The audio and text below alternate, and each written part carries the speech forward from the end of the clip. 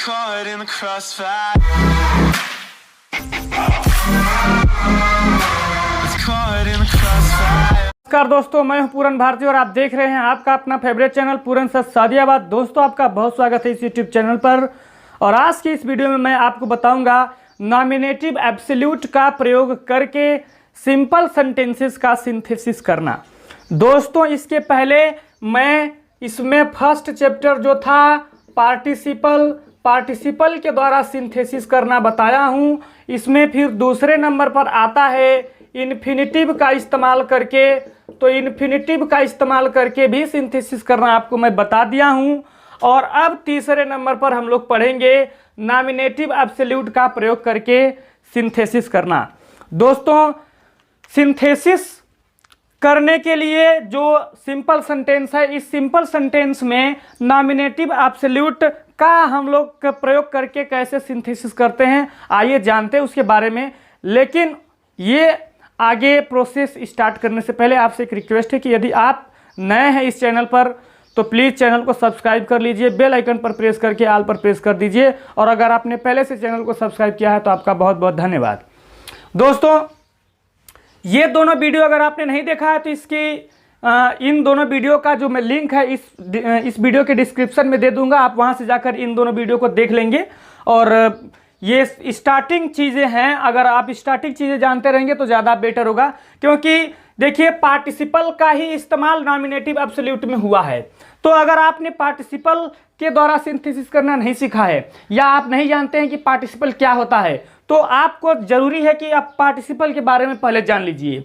क्योंकि इसमें मैं आपको बताया था, 3 चीज़ें बताया था पार्टिसिपल में। क्या क्या चीज़ें थी? एक तो थी प्रेजेंट पार्टिसिपल, और दूसरा था आपका पास्ट पार्टिसिपल, और तीसरे नंबर पर जो था वो था आपका परफेक्ट पार्टिसिपल। तो इस तरह से ये 3 पार्टिसिपल थे और इन तीनों पार्टिसिपल के द्वारा कैसे सिंथेसिस होता है इसके बारे में आपको बताया गया है।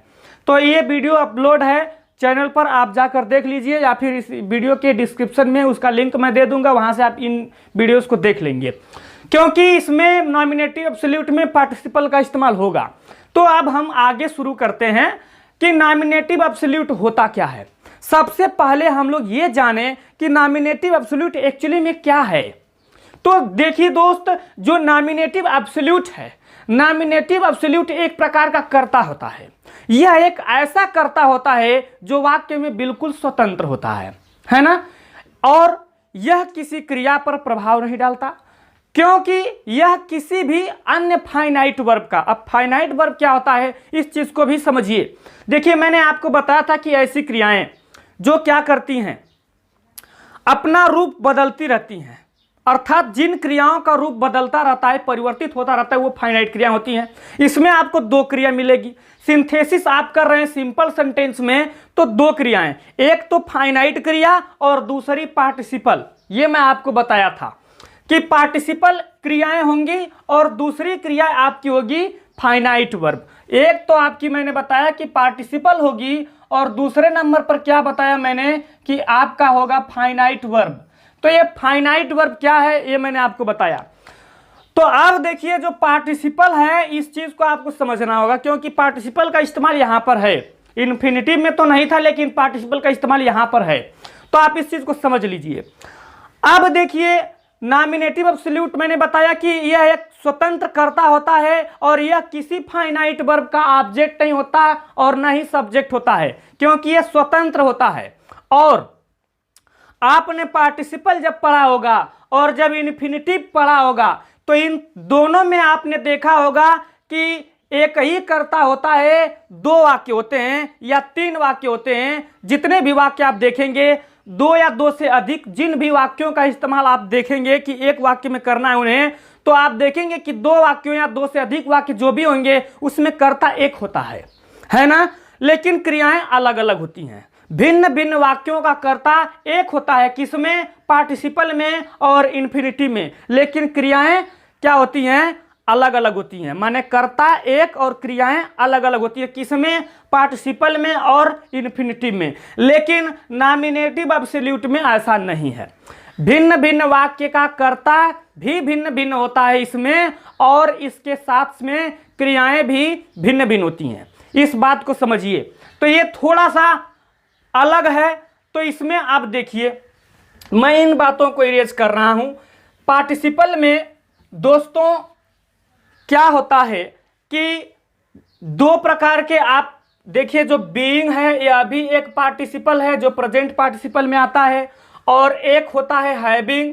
तो हैविंग भी एक पार्टिसिपल है और यह आता है आपका परफेक्ट पार्टिसिपल में।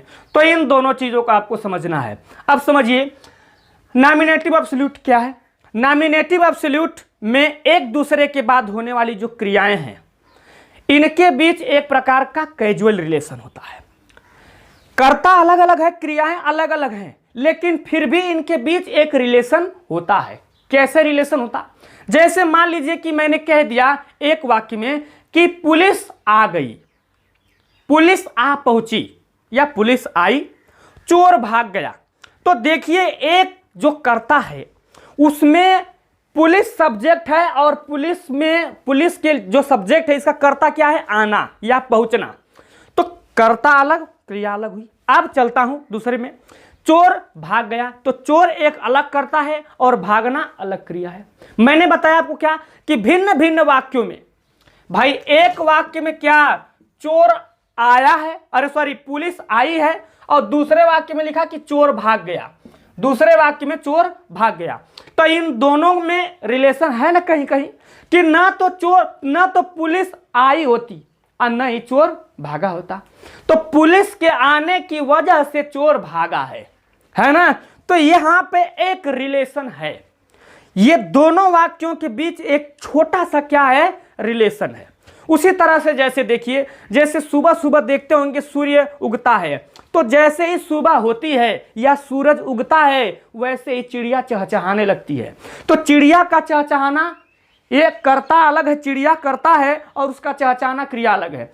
तो चिड़िया का चहचहाना एक अलग चीज है और सूर्य का उगना एक अलग चीज है, लेकिन फिर भी इनमें कहीं ना कहीं एक छोटा सा रिलेशन है जो छिपा हुआ है।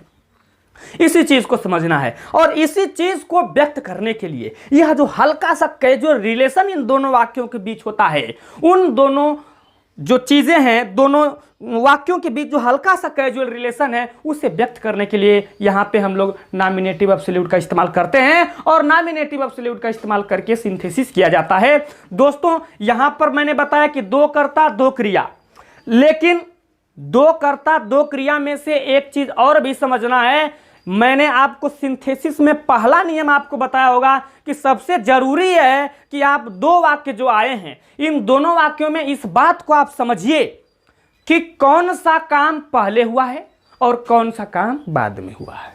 यह बात समझना है। तो दोस्तों यहां भी वही बात है कि देखना होगा कि कौन सा काम पहले हुआ है, कौन सा काम बाद में हुआ है। तो जो काम पहले होगा, जो काम पहले होगा उस क्रिया का, माने जो क्रिया पहले होगी उस क्रिया का जो कर्ता होगा उसे हम लोग क्या कर देंगे? नॉमिनेटिव एब्सोल्यूट बना देंगे, क्योंकि यहां फ्री है ना, स्वतंत्र है ना। मैंने बताया आपको कि नॉमिनेटिव एब्सोल्यूट क्या होता है? एक स्वतंत्र कर्ता होता है। तो यहां पे नॉमिनेटिव एब्सोल्यूट कौन बनेगा? जिस वाक्य की क्रिया पहले होगी उस वाक्य का कर्ता क्या कहलाएगा? नॉमिनेटिव एब्सोल्यूट कहलाएगा। इस बात को आप समझ लीजिए अच्छी तरह से।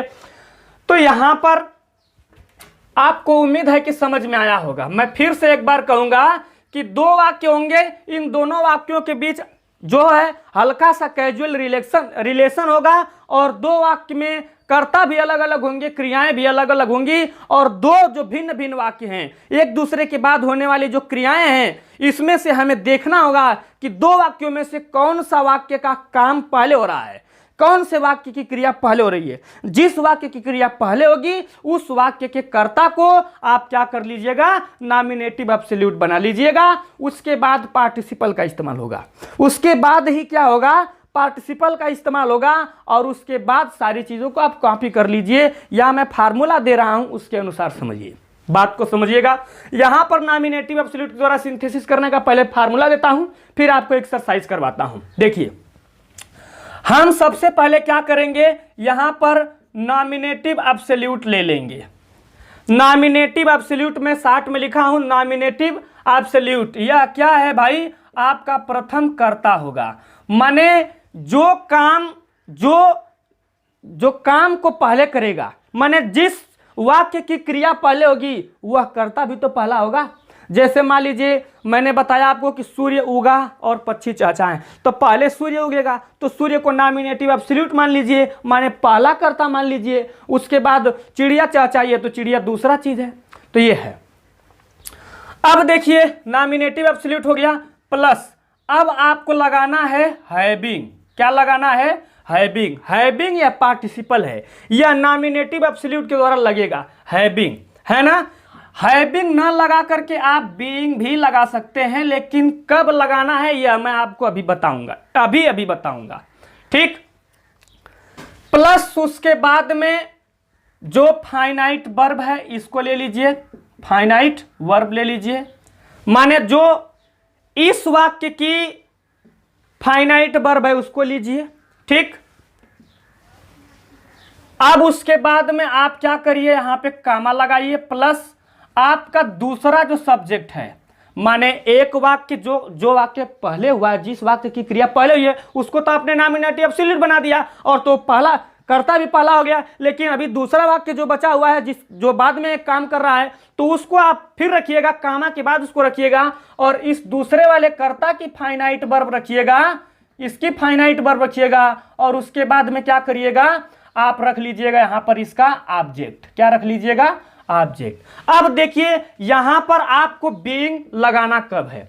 जनरली दोस्तों आपको क्या करना है, हैविंग ही लगाना है, लेकिन जब क्या हो जाएगा, देखिए माने नॉमिनेटिव एब्सोल्यूट, यहां पे नियम समझ लीजिए, ये समझ लीजिए कि मैं नियम बता रहा हूं, है ना।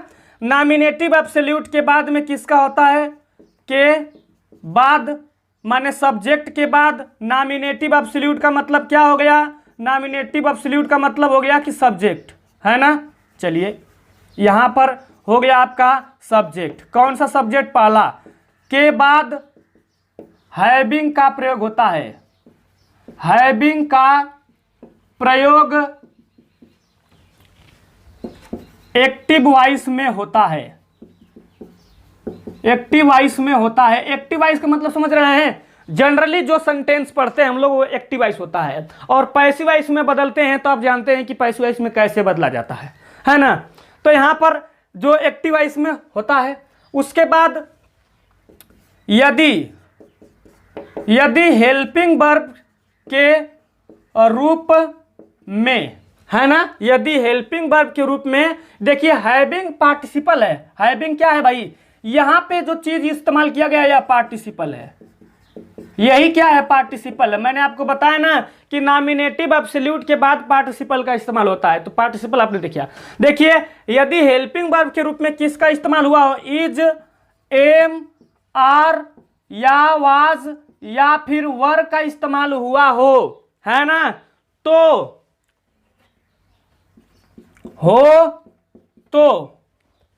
है ना, ये हो तो क्या होगा, मैं शॉर्ट में आपको बता रहा हूं, तो बीइंग पार्टिसिपल का इस्तेमाल करेंगे। किसका? बीइंग पार्टिसिपल का इस्तेमाल किया जाएगा ना।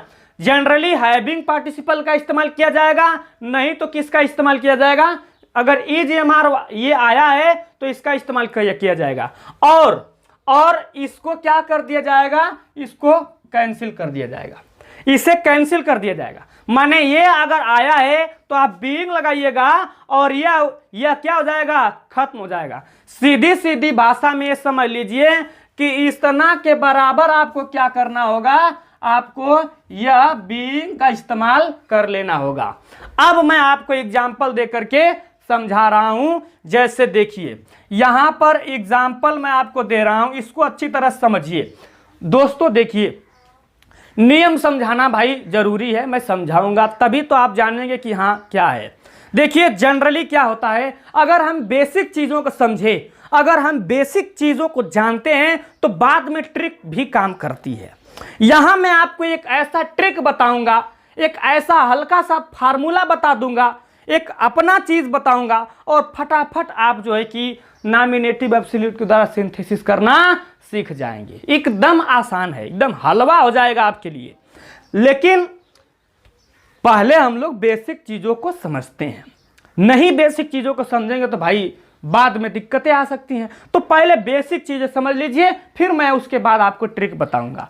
देखिए बेसिक माने जो विस्तारित चीजें हैं वो पहले समझिए, फिर बाद में मैं आपको ट्रिक भी बता दूंगा। दोनों काम आपका होता रहेगा, और मैं हमेशा आप लोगों को विस्तारित रूप पहले बताता हूं, उसके बाद उसका ट्रिक भी बताता हूं। ये एकदम खासियत है, आप ये जान लीजिए कि भाई हर जो भी वीडियो में बनाया, पार्टिसिपल में भी बताया होगा, इन्फिनिटिव में भी बताया होगा, यहां भी बताऊंगा। तो आप टेंशन मत लीजिए, विस्तारित रूप और जो है आपका ये है ट्रिक, दोनों मैं आपको बताने वाला हूं, ताकि एकदम हर तरीके से आप एकदम इस चीज को एकदम इतना बढ़िया से आपको ये नॉलेज हो जाए कि एकदम चुटकी में सवाल को आप हल कर दें। तो यहां पर देखिए, जैसे मान लीजिए मैं यहां पर लिख रहा हूं एग्जाम्पल, तो क्या हो जाएगा, जैसे हमने लिख दिया कि द सन सेट माने सूर्य छिप गया। और यहां पर देखिए मैंने लिख दिया कि the stars came up in the sky,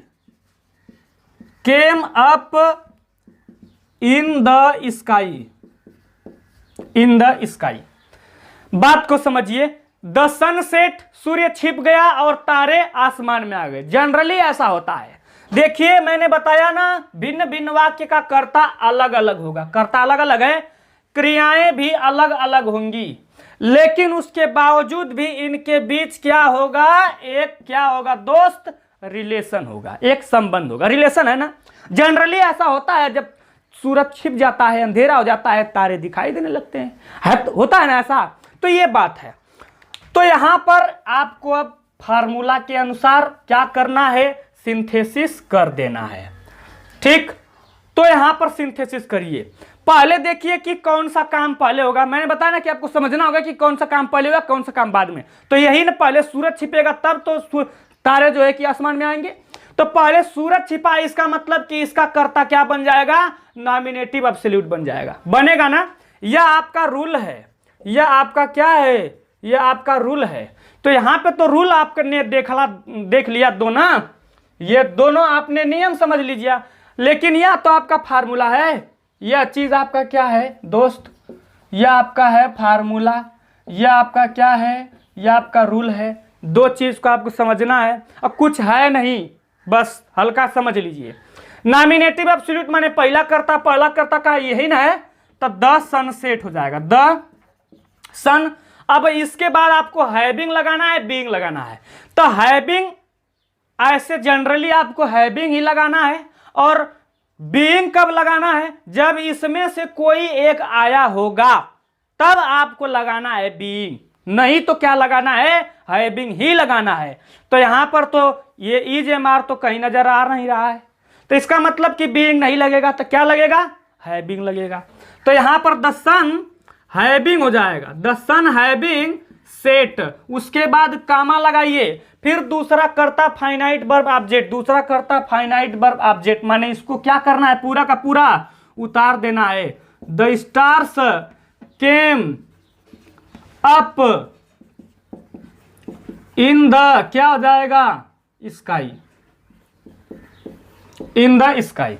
बात को समझिए, द सनसेट।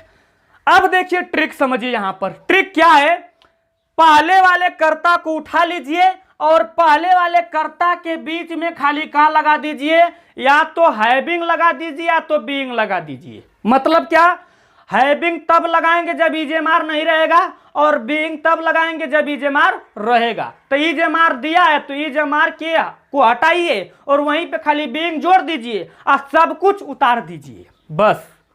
अब आप कहेंगे कि बताइए, मैं इतना सारा नियम बताया, आपको सारी चीजों को एक्सप्लेन किया, लेकिन चुटकी में एक बात खाली समझना का, दोनों वाक्यों के बीच में दोनों वाक्यों को देख लीजिए, उसमें पहला कर्ता के बीच में हैविंग लगा दीजिए, काम खत्म, सारी चीजों को उतार दीजिए। कुछ करना है, कहीं कुछ नहीं करना है। देखिए सारा का सारा मैंने वही चीज इस्तेमाल किया, सब कुछ वैसा का वैसा, ये सिर्फ बीच में का लगा दिया हमने, हैविंग लगा दिया, बस आपका बन गया सिंथेसिस। यही है। चलिए एक दो चीज मैं और आपको इसी फार्मूले पर समझाता हूं। जैसे मान लीजिए पुलिस बात को समझिए, पुलिस अराइव्ड माने पुलिस आ पहुंची और जो डाकू है वो भाग गए, तो रिलेशन आ रहा है ना दोनों के बीच। तो आपको समझना होगा, ये समझना ना होगा कि नहीं ये नॉमिनेटिव एब्सोल्यूट वाला केस बन रहा है कि नहीं। अगर नॉमिनेटिव एब्सोल्यूट का केस बनेगा तभी तो नॉमिनेटिव एब्सोल्यूट के द्वारा आप बनाएंगे। तो इसलिए जरूरी है यह समझना कि दोनों वाक्यों के बीच रिलेशन बन रहा है कि नहीं बन रहा है, दोनों वाक्यों के कर्ता अलग अलग है कि नहीं है, क्रियाओं के बीच किसी न किसी प्रकार का सामंजस्य है, किसी न किसी प्रकार का रिलेशन है कि नहीं है, इस चीज को समझना होगा। और इस चीज को समझ गए तो कुछ करना नहीं है, फार्मूला अपनी जगह, ट्रिक लगाइए, खाली का यहीं पे जोड़ दीजिए, खाली हैविंग जोड़ दीजिए और यहाँ कामा लगा दीजिए फुल स्टॉप की जगह, बस काम खत्म। सारी चीजों को उतारिए, लीजिए पूरा का पूरा हमने उतार दिया। देखिए मैं उतार के दिखा रहा हूं यहां पे, बस कुछ करना नहीं है भाई। पहले पुलिस आएगी तभी डाकू भागेगा, तो इसका मतलब किया पहला कर्ता हुआ, तो पहला कर्ता का मतलब नॉमिनेटिव एब्सोल्यूट हो गया। तो आपको क्या करना होगा, यहां पर लिख लेना होगा द पुलिस। अब उसके बाद यहां पर हैविंग लग जाएगा।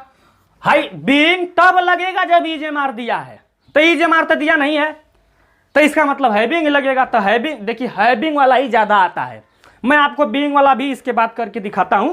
तो देखिए पुलिस हो गया, हैविंग हो गया, अब आप अराइव्ड लगाइए।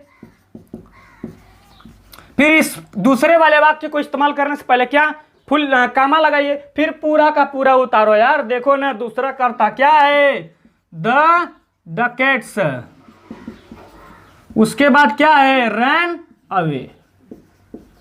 कुछ नहीं है ना, बिल्कुल आसान है, बिल्कुल ही आसान है। देखिए पहले वाले कर्ता को यहां पे उतारा हूं, यहां पे सिर्फ हैविंग जोड़ा हूं, सारी चीजों को उतार दिया हूं, मिला लीजिए। देखिए तो ये है आपका, है ना, इस चीज को समझिए। अब हम लोग चलेंगे थोड़ा सा, अब देख लेंगे इसका बीइंग वाला भी फार्मूला। देखिए चलिए ठीक है, अब देखिए यहां पर मैंने सारी चीजों को बहुत अच्छे से लिख कर दे दिया आपको, समझ लीजिए। फिर आगे चलता हूं। एक्टिव वॉइस में सब्जेक्ट के बाद, पहले सब्जेक्ट के बाद हैविंग पार्टिसिपल का इस्तेमाल होगा। हैविंग पार्टिसिपल का, यदि is am are was were ये सब आया है तो बीइंग पार्टिसिपल का इस्तेमाल करिएगा।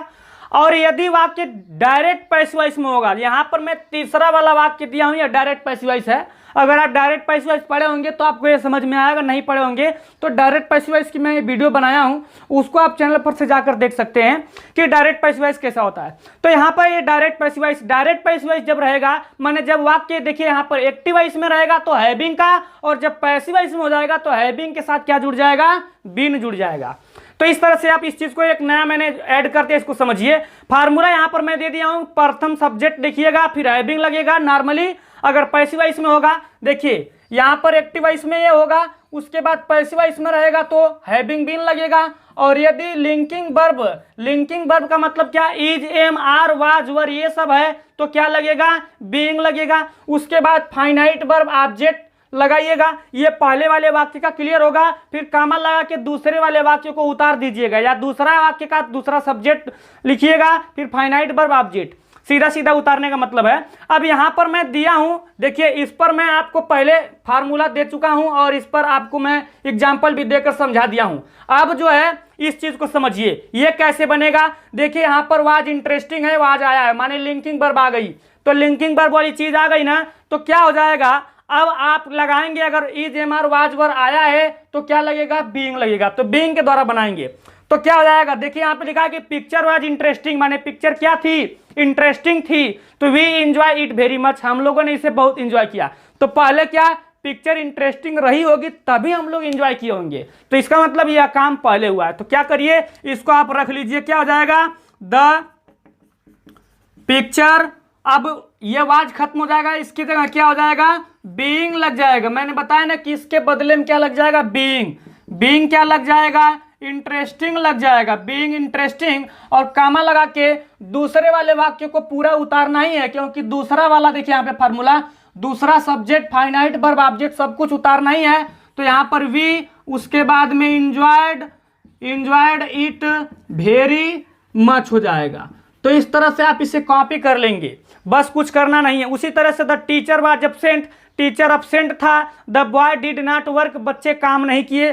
तो भाई पहले टीचर एब्सेंट हुआ होगा, इसलिए बच्चे किसी प्रकार का काम नहीं किए होंगे। तो इसका मतलब कि यह कर्ता पहला होगा, तो इसको आप नॉमिनेटिव एब्सोल्यूट मानेंगे तो क्या हो जाएगा, द टीचर हो जाएगा। और यहाँ पे वाज आया है, इसका मतलब ये हुआ कि वाज है तो क्या लगेगा, बीइंग लगेगा। तो यहाँ पर क्या हो जाएगा, बीइंग लग जाएगा, बीइंग एब्सेंट हो जाएगा, बीइंग एब्सेंट। उसके बाद में कामा लगाइए, दूसरे वाले वाक्य को उतारना है तो क्या हो जाएगा, द बॉय हो जाएगा, डिड नॉट वर्क हो जाएगा, फुल स्टॉप। तो इस तरह से आप बना लेंगे। देखिए कुछ करना नहीं, मैंने ट्रिक आपको पहले बता दिया है कि बस सब कुछ उतारना है। देखिए सब कुछ आपने उतारा है, सिर्फ यहाँ पे बीइंग जोड़ दिया है बस, इसके अलावा सारी चीजों को आपने कॉपी किया है, ये ट्रिक है। तो इस तरह से आप इसको सिंथेसिस कर लेंगे। अब इसमें एक नया मैंने जोड़ दिया कि अगर डायरेक्ट पैसिव वॉइस आ जाए, जैसे किल, देखिए ये एक ऐसी क्रिया है जो किसी के द्वारा हुई होगी। देखिए यहाँ पे द कैप्टन वाज किल्ड, माने कैप्टन मारा गया। तो भाई मारने वाला कौन है पता नहीं है, यहाँ ऑब्जेक्ट को सब्जेक्ट बनाया गया। भाई क्या मारा गया, कैप्टन मारा गया। किसे मारा गया, कैप्टन को मारा गया, है ना। लेकिन कौन मारा ये पता नहीं है। जब वाक्य में आप हु लगाते हैं तो सब्जेक्ट का पता चलता है। जैसे मान लीजिए कि मैं आपको पढ़ा रहा हूं, तो आपको कौन पढ़ा रहा है तब कर्ता का पता चलेगा, कौन पढ़ा रहा हूं, मैं पढ़ा रहा हूं ना। या टीचर, या मेरा नाम पूरन सर है, पूरन सर आपको पढ़ा रहे हैं, तो कौन पढ़ा रहा है, तो पूरन सर पढ़ा रहे हैं। तो हु लगाने से कर्ता मिलता है। यहां पर हु लगाइए, कौन मारा गया, तो कौन मारा गया में आपको पता जरूर चल रहा है कि कैप्टन मारा गया, लेकिन कौन मारा ये पता नहीं है। कौन मारा ये पता नहीं है, किसे मारा गया ये पता है। तो यहां पे कौन मारा ये नहीं पता है। जैसे कि रावण मारा गया, तो रावण मारा गया का मतलब समझ रहे हैं कि रावण मारा गया का मतलब रावण ऑब्जेक्ट है, लेकिन मारने वाला कौन है ये वाक्य में दिया नहीं है। मारने वाला राम, लेकिन राम का जिक्र नहीं है वाक्य में। तो यहां पर इस तरह के जब वाक्य आते हैं तो वहां डायरेक्ट पैसिव वॉइस होता है। जैसे रावण मारा गया में रावण को कर्ता बनाया गया है, लेकिन रावण कर्ता नहीं है। रावण क्या है, कर्म है, ऑब्जेक्ट है।